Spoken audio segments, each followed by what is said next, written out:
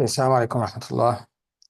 بسم الله الذي لا إله سواه، والحمد لله حمدا كثيرا طيبا مباركا فيه، حمدا يليق بجماله وجلاله وجزيل وكريم عطائه ونعمائه، والصلاة والسلام على أشرف أنبيائه سيدنا ومولانا محمد الصادق الأمين المبعوث رحمة للعالمين، وعلى آله وصحبه والتابعين لهم بإحسان إلى يوم الدين. اللهم اجعلنا منهم. Tonight, inshallah, we'll continue with our seminar or course on marriage in Islam, looking at marriage as union of souls. We have 3 sessions. We finished 1. This is the second, and next week we'll finish off, inshallah. Just to do a quick recap about what we have established together last week. Number one, we understand that everybody need to learn about marriage. Learn in the sense that as we learn any profession, medicine, engineering, accounting, whatever, if you want to be good at something, then you have to learn the principles of that field. And marriage here is no exception, that we need to learn about marriage if we wish to practice marriage correctly, and if we wish to have a fulfilling marriage. Learn to apply. We discussed that we have 3 letters, Ain, Lam, Mim. You read it clockwise, it's ilm, or knowledge, meaning knowing the information. And you read it counterclockwise, it's amal, or application. So we do not learn for academic interest, but rather to apply what we learn to our marriages to make them better. We also established that Jannah for Sayyidina Adam, our father Adam alayhi salam, was not complete, even though he was created in Jannah. It was not complete until Allah subhanahu wa ta'ala created for him, from him, a spouse, that is Hawa, in order for them to journey together. We established as well that my spouse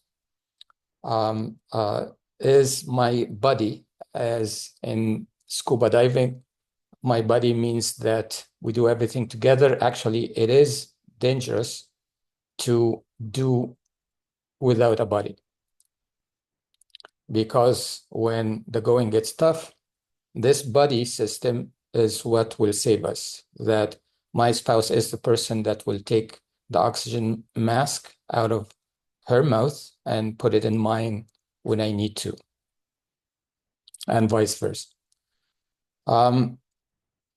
And also we discussed that we live in an era of materialism, secularism, individualism, and many other isms. And in that atmosphere that we are absorbing by osmosis, willingly or unwillingly, we need to fortify ourselves, our deen, our marriage, with and in Islam. And then also we established that marriage is like a tree. A good tree would have deep roots and high branches, and that the roots of my marriage will determine the fruits of my marriage. So if I want good fruits, then I need to have deep roots. What kind of roots? We discussed 4 roots that are closely related to identity, how I see myself, my purpose in life, my role, and the nature of the happiness that I am pursuing. And then we also established that I am, if I view myself as only material, then everything else falls in the same envelope, meaning that my purpose, my role, my objectives, my definition of happiness will all be mostly hedonistic, animalistic, low base desires and happiness, type of happiness. And even if you are more successful, quote unquote, then our happiness becomes like predatory in a sense. And then this kind of pursuit of happiness is proven. I'm not sure, I am sure that you have experienced this yourself in your life so far, that this kind of happiness is very short-lived and fleeting. It doesn't last. And then we discussed that in Islam, now the opposite of this materialistic secular view, in Islam, I am mainly a ruh, a soul, and my purpose in life is ubudiyya, to be a servant and a slave to Allah subhanahu wa ta'ala. And my role is to be a khalifa, a vicegerent of Allah, embodying beautiful attributes. And therefore, the akhlaq and my attributes will make my pursuit of happiness angelic. Angelic in the sense that what makes me happy is to be close to Allah subhanahu wa ta'ala. And what makes me happy is to also pursue life and everybody around me, my friends, my family, including my spouse, with beautiful akhlaq. And then we discussed that Hollywood marriage is a myth. And we went in detail through 10 myths about marriage in modern times. And we concluded that marriage is not a bliss. It's not just roses, but like anything else in life, marriage is roses and thorns. So this is where we left off. And then this week, we continue part 2 and part 3. In part 2, we discuss or emphasize the idea of my inner akhlaq or characteristics are my essence. And then, therefore, I want to see, if akhlaq are so important, then I want to see my marriage through the prism of akhlaq or character. And then we'll talk about the definition of real intimacy, and realize that real intimacy is spiritual intimacy, not just limited to physical intimacy. And then all of this is nice and dandy and high level. We want to dig deeper, so we will talk about specific akhlaq or character traits that build or destroy a marriage. So certain characteristics that if I have in me, then that will make my marriage much better. And the opposite is also true, that if I don't have them, or if I have the opposite of those good akhlaq, then this is how you lose your spouse in 10 days. Then we continue in part 3, talk about marriage as a companionship, a sohbah of souls. And then we will discuss practical guidelines or advices how to improve my marriage in simple, understandable, and practical steps, and how to conclude with some golden rules about marriage. And then next week, inshallah, to put all of this in perspective, we will focus or dedicate the session to the ultimate love story, to see everything in action. So we begin. Bismillah. Number one, the fact or the perspective that my inner character is my essence, meaning that every one of us, we have external traits and internal traits. And the real me is not my skin color, not my language, not how I look, not the six-pack I have or whatnot, not what I wear and the brand name of my clothes, not my tribal affiliations. It is the real me is what my soul, what my heart and qalb are like inside, meaning that it is my inner character that defines me, not my outer character. The word khalq in Arabic means how Allah fashioned me from the outside, how I look like. While khuluq is how I look from the inside, meaning the character traits. And the khuluq and the plural of that is akhlaq, is where my deeds and actions arise from, where my feelings, my value judgments, my choices in life stem from my real me, from my essence. What I say, what I do can all be traced back to my inner character.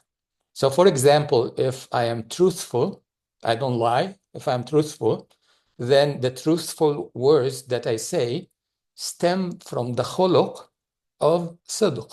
Sidq meaning that I am truthful inside, and that is a khuluq in me. Like the definition of a khuluq, the scholars say, is something in you and me that is comes with ease. So for instance, if I claim that I'm generous, then I should be spending without feeling the pain of spending. It's something that comes natural, comes to me with ease.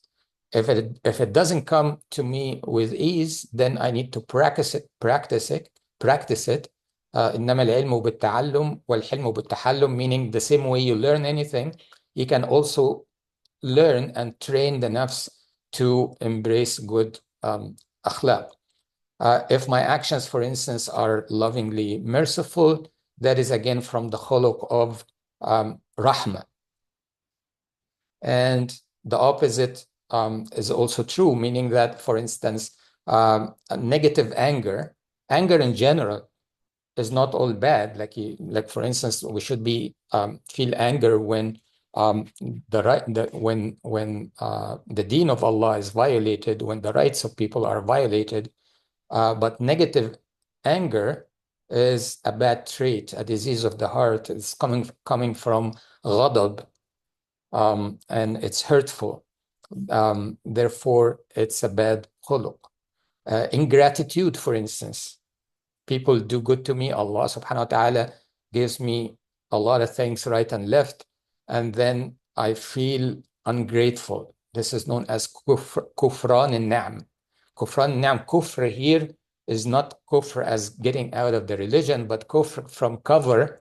That means I cover the good things that others do to me, and I don't show gratitude for that. That again is bad character, etc. So for instance, in the adhkar of the morning and evening that we studied together in the Tazkiyah module, we went through what are the good akhlaq that I should cultivate in me, and what are the bad ones that I should avoid. So the conclusion here is that it's not how I look from outside, although we focus a lot on that. Like if you take in how much time we spend on having a diet for myself to be in shape, or how much I exercise to grow muscles, and this and that, or makeup or whatnot, we pay a lot of attention and spend a lot of time and a lot of money on the outer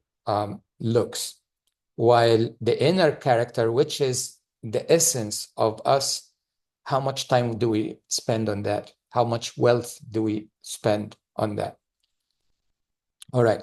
So I think this is very general. This is like rooted in tazkiyah. Now, what about in marriage? So if we see marriage through this prism of akhlaq, then I need to kind of relook at and understand my marriage in general, my marriage personally, my spouse, the sanctified institution of marriage, I need to see all of that through the prism of akhlaq, which is compellingly logical for all the reasons we discussed. So not only I need to understand this and establish this understanding in myself, but I need to accept it and internalize it and act upon it. So marriage, as hopefully is clear by now, is rooted in the usul or the principles of the heart, meaning tazkiyat an-nafs, how good is my character, but also has aspects rooted into the usul or principles of the mind, meaning law and many aspects of external fiqh of marriage. But which comes first? Like if I do not, for instance, in my marriage, emphasize the principles of the heart and deal with my marriage with a sound heart and good akhlaq, then likely I will end up dealing with my marriage through the laws of divorce and so on and so forth. So akhlaq, the point here is that akhlaq come first. And then lack thereof, meaning that if I am lacking in certain akhlaq, then my marriage will struggle. And as we discussed last time, that challenges that I face in my marriage are only the tip of the iceberg.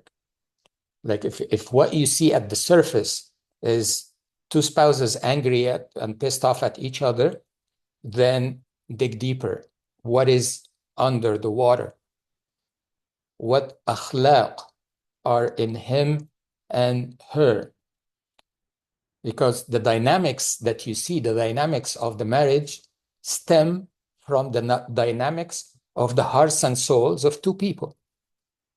And the dynamics of the hearts and soul are defined by the characters of the husband and wife. So the state of my marriage is rooted, or any marriage is rooted in his and her akhlaq. This theme is repeating and is worth repeating, and we need to keep it in mind at all times. So that, for instance, two people are angry at each other, the shouting, the vindictiveness, he did and she did, and you ruined my day, so I'm going to ruin your day back. I don't get angry, I get even, and all these attitudes, where do they come from? Where do they come from except bad akhlaq? Where is the Khalifa in me? If I claim to be a representative of the divine subhanahu wa ta'ala on this earth, am I acting as one? This is very important. So my khuluq will determine the health of my relationship in general with Allah subhanahu wa ta'ala and with creation. And marriage is just a field of application. So most likely, if I'm badly struggling in marriage, I'll be also struggling in other areas. So good akhlaq like patience, sabr, forbearance, hilm, etc. are all divine attributes. And marriage is the sum total of my characteristics and my spouse's characteristics.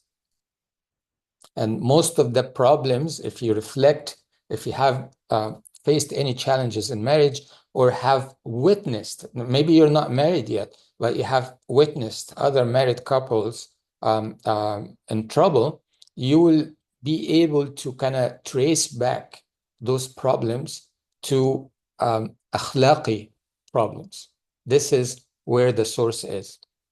The Prophet ﷺ says in hadith in Tirmidhi, ما شيء أثقل في ميزان المؤمن يوم القيامة من خلق حسن وإن الله لا يبغض الفاحش البذيء, meaning that nothing is heavier in the balance of deeds of a believer on the day of judgment more than a good character, which essentially what we've been talking about. And the Prophet ﷺ again in another hadith in Tirmidhi says that حبكم إلي وأقربكم مني مجلسا يوم القيامة أحسنكم أخلاق. The most beloved to me, that's the Prophet ﷺ talking. the most beloved to me, and those who would be seated nearest to me. Everybody wants to be near the Prophet ﷺ in Al-Firdaus, in the highest ranks of Jannah, and the closest that will be seated to me, says he sallallahu alayhi wasallam, on the Day of Judgment are those with the best character. Now, here's a useful statistic. Dr. Human of the Khalil Center, if you're not familiar, if you don't know who this person is and not familiar with the Khalil Center, I'd advise you to have a look. Like he's a marriage expert and a psychologist, and he's often consulted by people who are struggling in this space of marriage. So he says that if we see marriage through akhlaq, most marriage problems would be resolved. And he was asked, like, okay, what is the percentage of marital problems that are related to akhlaq? He said that about 90% of marital problems are because of akhlaqi issue. So this is a very, very important statistic. Like if there's one statistic that you take out of this course, remember this one, that 90% of the challenges that we face in marriages, in suhbah in general and in marriage in particular, stem from issues with my akhlaq. So, and this is supported by actual data from the community. He's an expert, and he's not just like voicing casual opinion, but rather based on immense experience. So what is the point here? The point is marital problems stem from bad akhlaq, but spinning this positively speaking, that means they can be addressed. It's not an impossibility. Like, yes, some akhlaq are more difficult to change in the person than others, but the hope is that the majority of the problems we face as a couple are resolvable by working on my akhlaq. So marriage can become better. If you're not married yet, know that you can have a good marriage. If you're married and you're struggling, know that it can become better. If you're having a good marriage, know that it will be even much better if we refine our akhlaq. And that leaves a small percentage of issues that maybe are hard to change or turn around. And this is where we exercise, for instance, sabr, patience. And then at the end of the day, abghad al-halal, the worst of all halal is divorce. But if you look at marriage today and you see like 50% of people or even more, I don't remember the exact statistic, end up in quick divorce, that tells us that we have a problem, because at least 90% of the issues should be resolvable if we understand how to properly root our marriage and how to practice marriage in the envelope of tazkiyah and in the envelope of Islam. Then if you actually, let's say, for instance, my marriage is facing some roughness and I want to improve it, then we go to marriage therapy, right? And one of the approaches of marriage therapy, they teach us that there are 5 love languages. So what are the 5 languages of love? If you don't know, you should know. So one of them is acts of service. Couples are looking at each other now. So acts of service. Another one, words of affirmation. A third one, physical touch, gifts, and quality time. So for instance, you see a couple fighting and the husband says, or one of the spouses says, I'm working 12 hours a day just to put a roof on your head, over your head, and food on the table for your kids. And she replies, what are you, the bank? All I want is just like, don't even talk, just hug me. That's all I want. Or tell me you love me, words of affirmation. Or buy me a small gift. It doesn't have to be diamond or expensive, or spend quality time with me.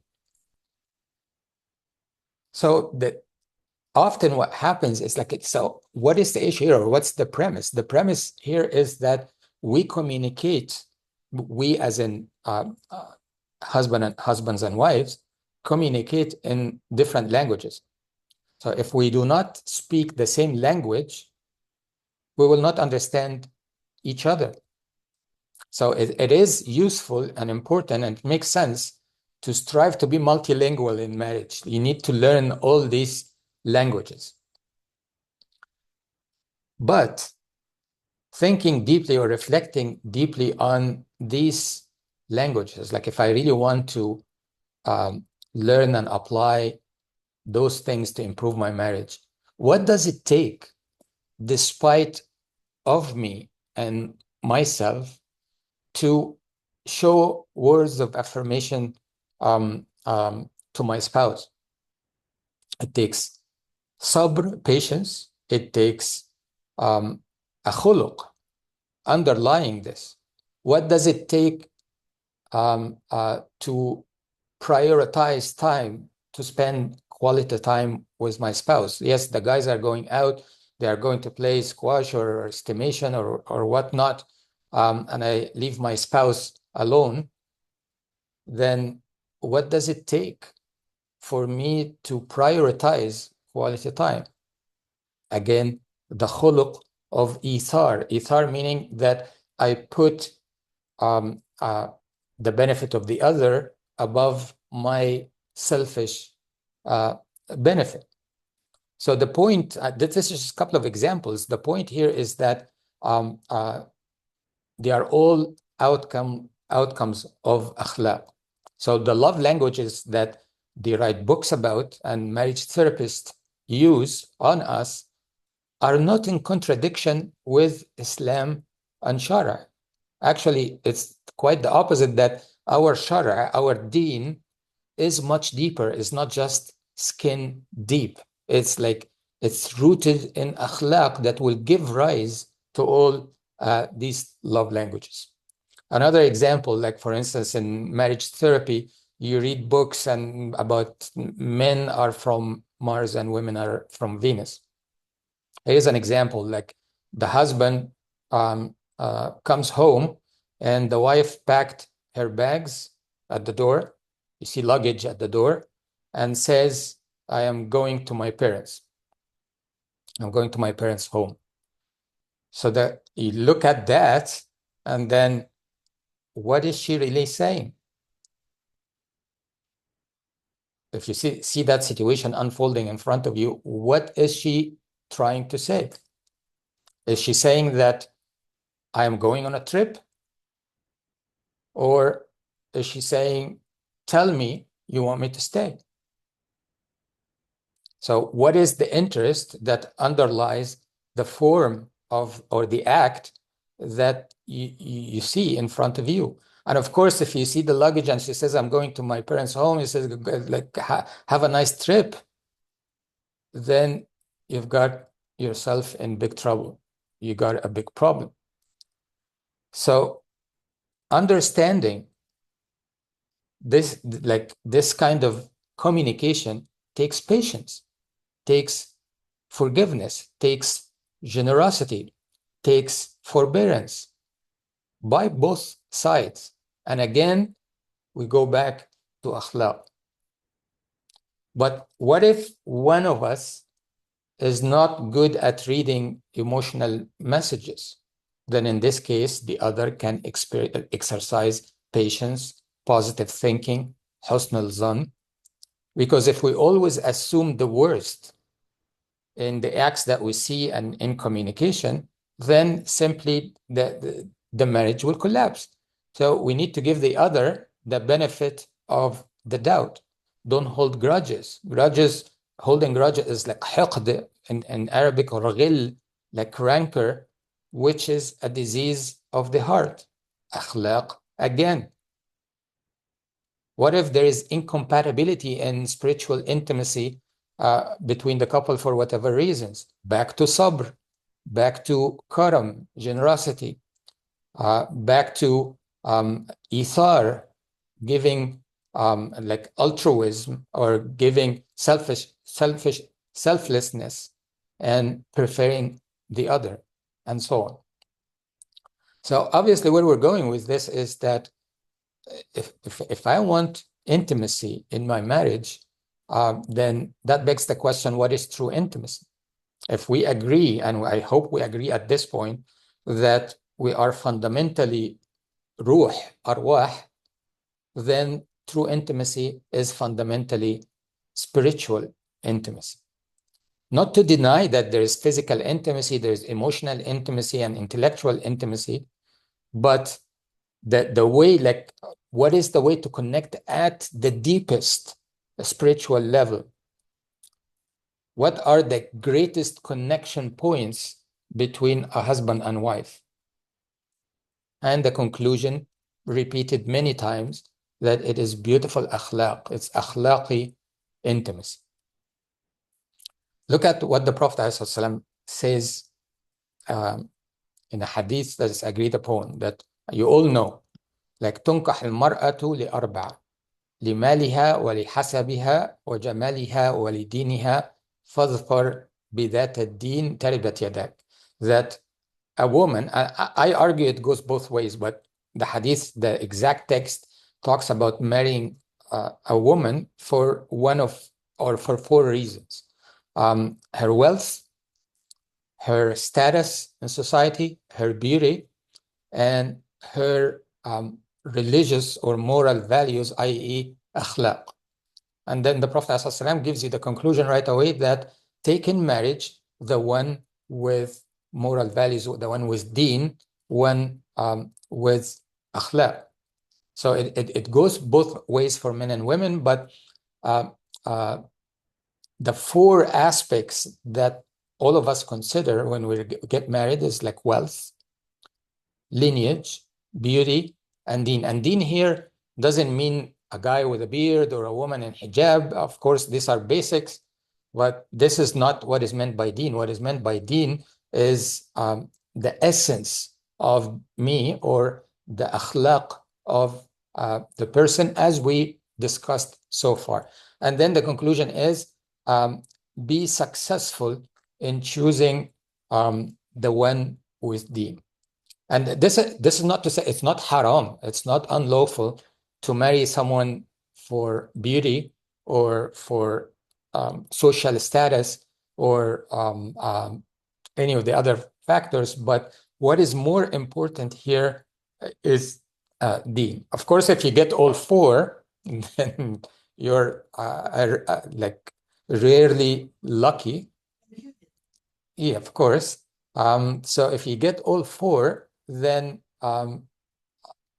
like it's good, but in terms of setting priorities, you need to prioritize deen and akhlaq, because we know that wealth does not buy happiness. That's tried and true.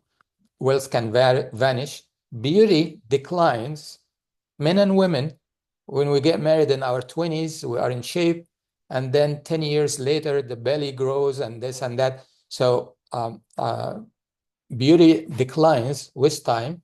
The only aspect that lasts in a couple and improves, not only lasts, but actually improves with time, is beautiful akhlaq.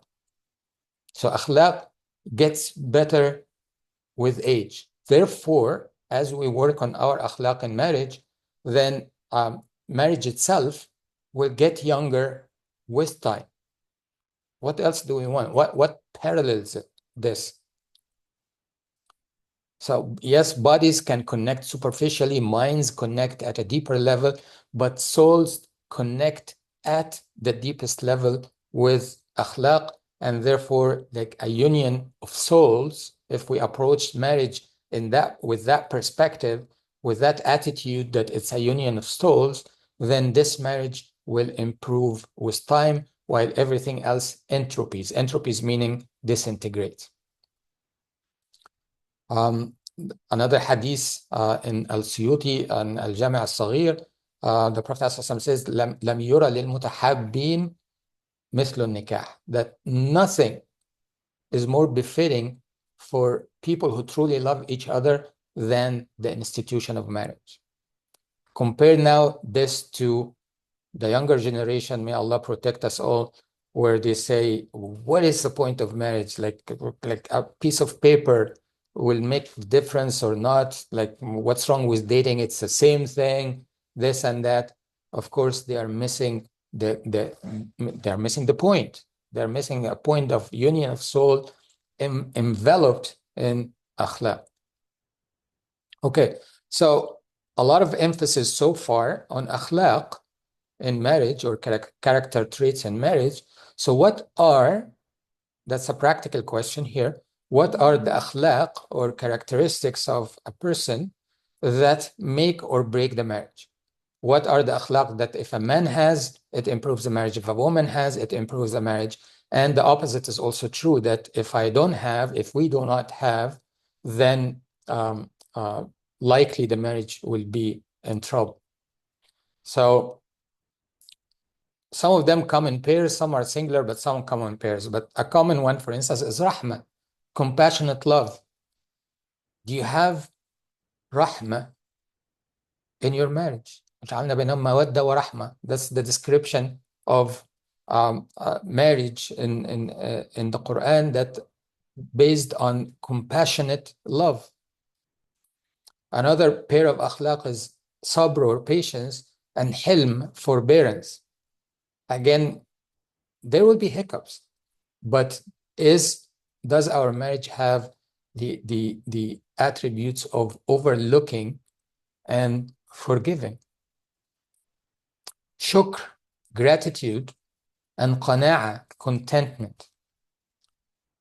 Gratitude, like being grateful for the gift of my spouse. He or she is a gift. The qualities they have, the service they offer, all of these are gifts. Am I grateful for that? Am I content with that? Because whatever attributes a person would have, there could be someone else better out there, but do I have qana'a, contentment with what I have? That I see the small things as big. Number 4, karam, generosity, and jud, giving. Be generous and giving to the other. Not just, I'm not talking material and money and physical gifts, but generous in emotions, generous with time, generous with quality time, as we discussed, and so on. Lean and rifq, like be easygoing and gentle. Like as if your spouse is asking you to be kind with me.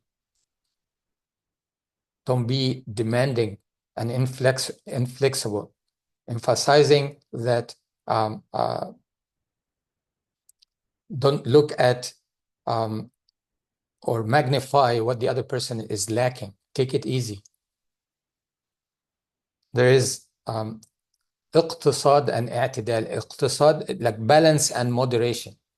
To be moderate in my relationship. Sometimes we have to be firmer than other times. Sometimes we have to be very, very soft, very, very soft in some situations. But balance here is the aim. Number 7, haya, modesty and bashfulness. Inna li kulli dinin khuluq wa khuluq al-Islam al-haya. The Prophet ﷺ says that every religion has a core characteristic. And the core characteristic of Islam is haya. And haya in men is beautiful. I think also either the Prophet ﷺ or the scholars say that Haya in men is beautiful, but in women is even more beautiful. Like iffa, chastity. Who wants to marry someone who's like flirting all the time? Not just haya in dress code or the way we speak and behave, but in all aspects of life. The Prophet ﷺ was described as having more haya than a young bride in her private quarters. And it's not a weakness. Like people think sometimes that haya is weakness. Like he's the leader of mankind, and he had haya more than a bride in her private quarters. Ithar and khidma. Ithar meaning give preference to the needs of the other person. What do you need? And that I can provide for you. Selfless service. And service or khidma here is not subordination.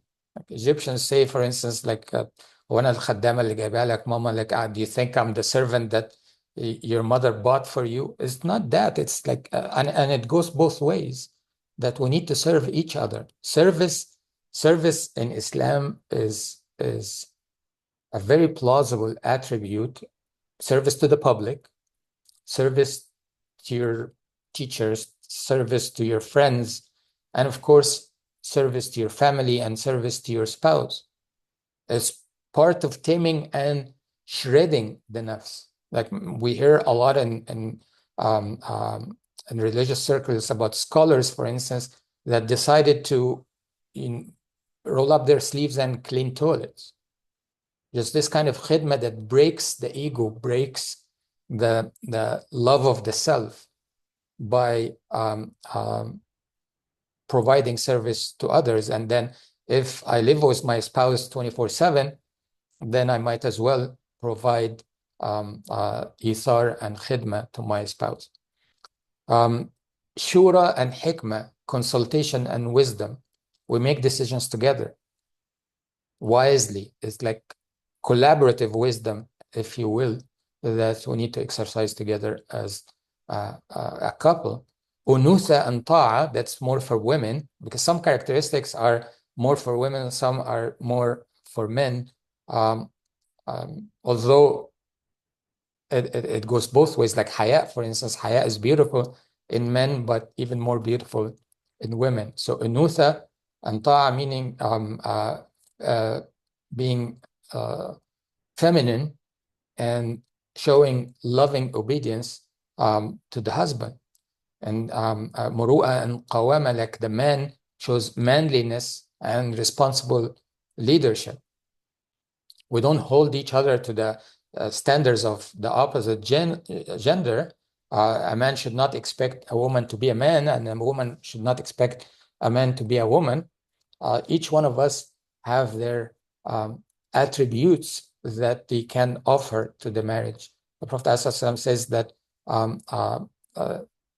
the wife, for instance, or the woman is created from a curved rib, that if you try to straighten it, you break it. That this is not something bad. It's like it's a characteristic that you have to understand that this is the case and not try to force certain behavior on the one of the genders. Gratitude to each other, for instance, more for women, because there's another hadith that that women sometimes tend to yakfurna al-ashir, meaning that they forget all the good things that happened in the marriage and remember the one mistake that makes life hell. So, and then we become ungrateful and forget all the good that happened.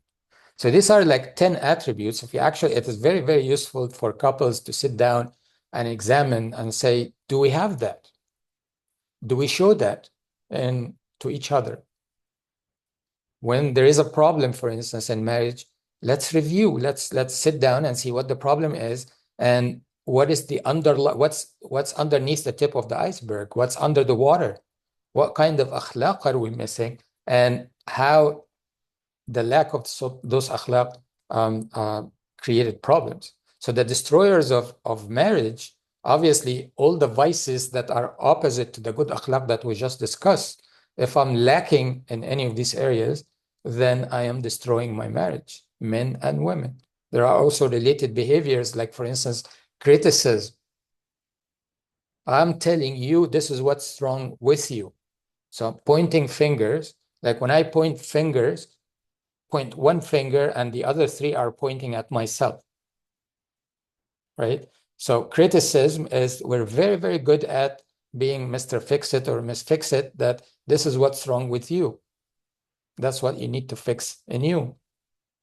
Defensiveness, that I am not wrong. Hey, like, I am not wrong. If the issue is with you, I am not wrong because 1, 2, 3, and you start making logical arguments why I am not wrong. And the worst of all is to talk to each other with contempt, look down at the other. You know what?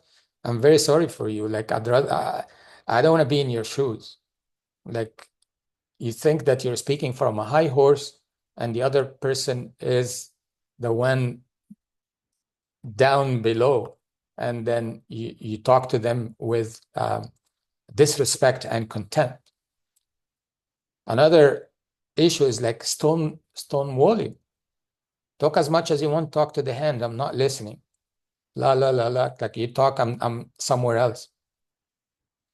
So these are all akhlaqi issues that would destroy the marriage. So building on that, we need to understand, hopefully clear by now, that marriage is a suhbah, or companionship of souls. Lifelong companionship.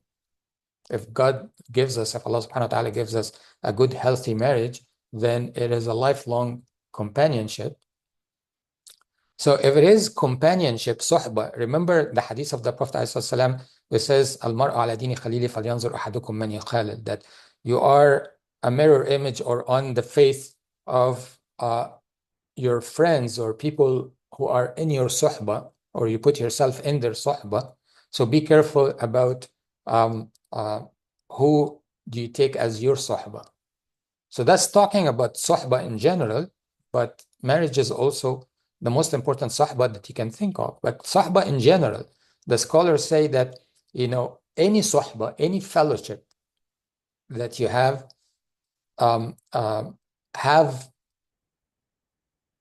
should have 3 elements. One element is nasiha, or counsel and advice. Does the suhbah have nasiha? Like, I don't want to be friends with people who tell me what I want to hear, who feed my ego. I want people be in the suhbah of people that help me be better. Sayyidina Umar says that I'd rather be in the suhbah of somebody that would slap me into my senses. Yeah, slap me into my senses. Are we helping one another? Are we giving counsel to one another in what Allah subhanahu wa ta'ala loves? So, and then giving nasiha, or giving counsel, there are 2 roles here. One is giving the counsel. Number 2 is accepting the counsel, because it's harder to accept.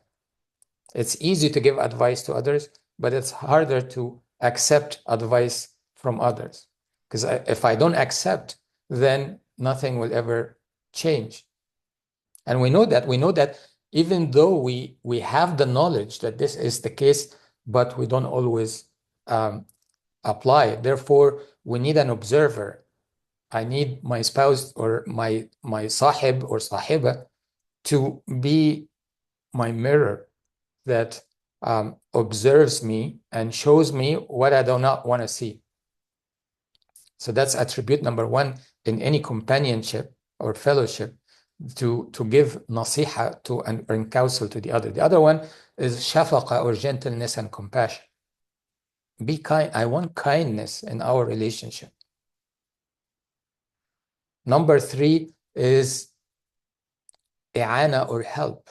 help me. Don't put me down. I don't need someone who kind of pushes me down in quicksands. I need somebody to lift me up.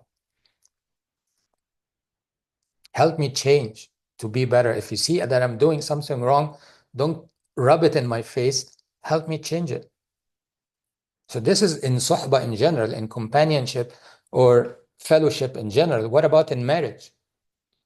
Now, if you take these elements or principles or rules that apply in companionship in general, then marriage is not an exception. It's the longest suhbah, most important suhbah or fellowship or companionship that you have in your life. So you need to be a mirror for one another, and we need to bring into the marriage nasiha, counsel, shafaqa, gentleness and compassion, and i'ana, help. Okay, so now at this point, we see that what akhlaq should I have in me, and what kind of suhbah I should have, and what are the elements that should be in my suhbah. But reality is different, meaning that we acknowledge, if we are fair with each other, we acknowledge that not all marriages are perfect suhbahs. Like this rosy picture of marriage that we talked about, we aspire for, but might not be my reality today. So the question becomes, if I realize that I am not where I want to be in my marriage, then how can I help turn this around? How can I help my relationship? How can I contribute positively to changing my marriage and the issues that I'm facing in my marriage to the better? So in other words, what are the practical steps that we can take or realize, number one, and apply, number two? What are these laws of marital change? Are you ready for this? Number one, surprise, surprise, change begins with me. So in my marriage, there is a hiccup. I see a challenge. I feel a challenge. Where do I start? It's a puzzle. So I solve the big puzzle, beginning with my own puzzle. Like we pray to Allah, we say, Allahumma arina al-haqqa haqqan warzuqna ittiba'a. Oh Allah, show me the truth, help me recognize the truth, see the truth as truth, and help me follow it. That's me. I'm talking about me, not my spouse. So the change begins with me. And this is an act of sincerity and truthful. Like if we remember from the course of Tazkiyah, we said that the step number one that initializes Tazkiyah, meaning the step number one in character reform, is sidq, sincerity. Do you want to change? Do you really want to change? If you are sincere, this is step number one. And change starts with me. Number two, I have no control over the other. We have to acknowledge this, meaning that wish to change the other as much as you want, but this is not in your control. And this applies to life in general, not just marriage. Like you don't control your parents, you don't control your skin color, you don't control the country that you grew up in, you don't control what life throws at you, but you can control how you react to all of this. So I have to acknowledge that I cannot change my spouse. Allah subhanahu wa ta'ala is the one can change my spouse. But I, however, have control over me. So that takes us to number one, that change begins with me. And then make dua for Allah subhanahu wa ta'ala to help the other person to change. Number 3, if I change, again, beginning with me, if I change to the better, the suhbah, the companionship, the fellowship, the marriage will also change. The other person will change. The sum total, because what are we in marriage but a companionship, like something, a whole, togetherness. So if I'm improving, then everything is improving. The system, if we look at marriage as a system, me and my spouse will improve, will change. And then the whole is more than greater than the sum of the parts. If I change a little bit and he or she changes a little bit, then there is momentum, that there is catalytic effect.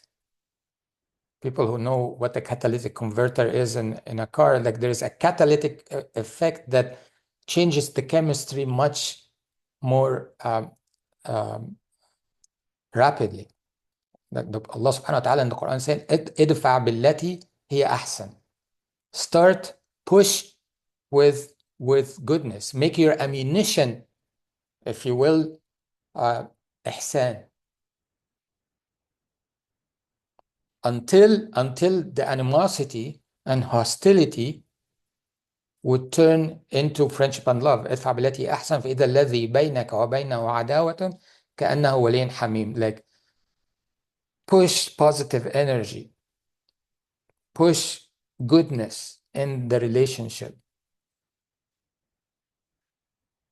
until the one that you have issues with, in our context here, my spouse, then, and the animosity and the problems, that the hostility that we have with each other becomes like wali and hamim, like becomes like close friendship and love. Number 4, know that good behavior is infectious. Like, when I change and show change, show willingness to change, show all the akhlaq that we talked about, positive akhlaq that we talked about to enhance my marriage, this is infectious. Like, the other will get the bug.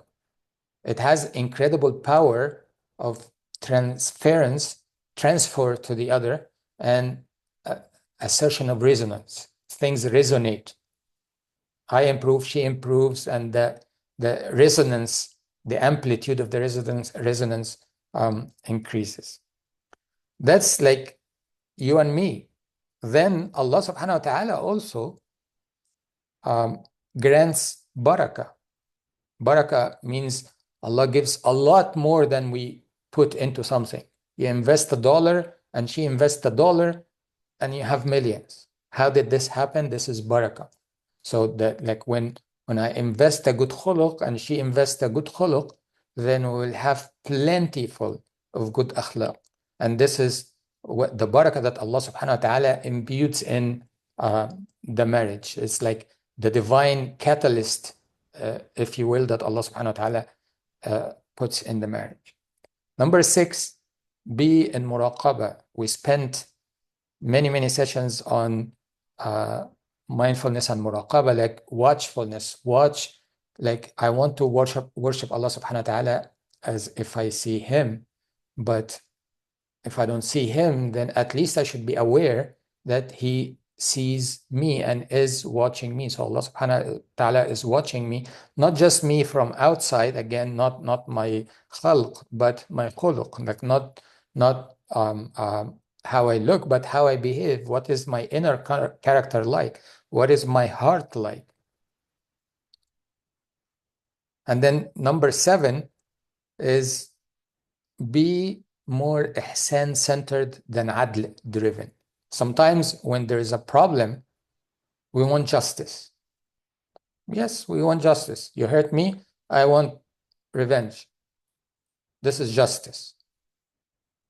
But in the context of marriage, for all the reasons above, that we want to be more ihsan centered, be more forgiving, forbearance,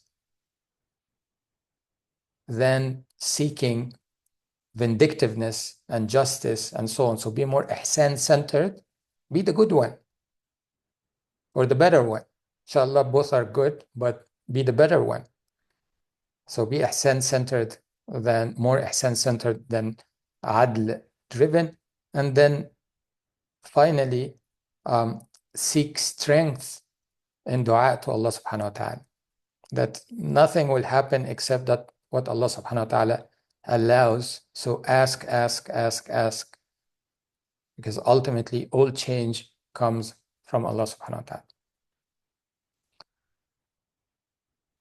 Okay, so to wrap up, some golden rules, like to reframe the marriage, in order to be able to solve problems. Things that like axiomatic, if you will, that we have to understand and keep in mind at all times. Number one is that marriage reflects Allah subhanahu wa ta'ala Jamal and Jalal. Everything in life does. Everything in life has aspects of Jamal, beauty, and Jalal of Allah subhanahu wa ta'ala, beauty and majesty. So beauty here refers to attributes like ease and kindness. This is when life is going well and everything is good. And majesty is attributes of power and dominance of Allah subhanahu wa ta'ala. This is like when I'm sick, when I'm in loss, anything that I perceive as negative, not necessarily negative, because Allah subhanahu wa ta'ala, those who know Allah subhanahu wa ta'ala, al-arifuna billah, see Allah in beauty and majesty. Both are two avenues to knowing and experiencing Allah subhanahu wa ta'ala. So why do you expect marriage to be any different? That all of life is both ease and difficulty. Allah subhanahu wa ta'ala himself is both Jamal and Jalal. He is Al-Rahman, but at the same time he's Al-Jabbar. He is Al-Aziz, Al-Rahim, Al-Aziz, and so on. So these opposing attributes, if you will, are in every aspect of life, and marriage as well as an important aspect of life has ups and downs, has Jamal and Jalal. And I have to expect that. I have to expect to experience both Jamal and Jalal in order to fully experience Allah subhanahu wa ta'ala. Marriage and what we encounter in marriage, like many other aspects of life, makes us know Allah subhanahu wa ta'ala better. And we understand that marriage therefore cannot be just bliss.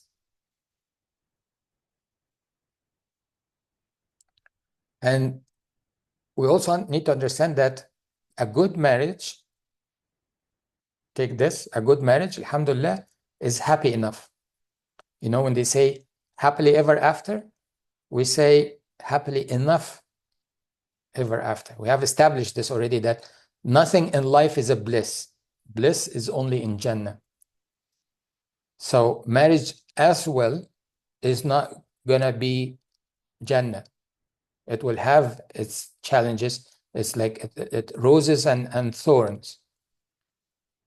So I'm not saying, oh, let's be mediocre in marriage because, well, nothing is perfect, so I might as well expect to be bad. No, I'm not saying accept mediocrity, but like we do our best in marriage,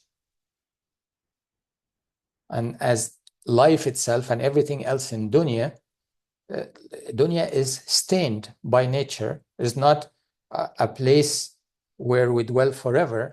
It's an abode of tests, trials, and tribulations. And therefore, we need to, if I understand this, then I will be more grateful for the good attributes of my marriage. I would be content and as happy as can be. If I expect utopia, then you'll always be disappointed. If your bar is unrealistically high, then it will never be met, and therefore you will continuously be disappointed. Then lastly, that marriage is the training ground for tazkiyah. You want to improve yourself? Like, how do you practice tazkiyah? Improve yourself, improve yourself, improve yourself. Then do that in marriage. In marriage, you will be tested in ways you have no idea. This is where the work is. So with that, I think we have covered like many important aspects in marriage in theory, and also in practice, some practical ways to improve our marriage. And then next time, inshallah, we will finish off with the ultimate love story, to see all what we talked about in action.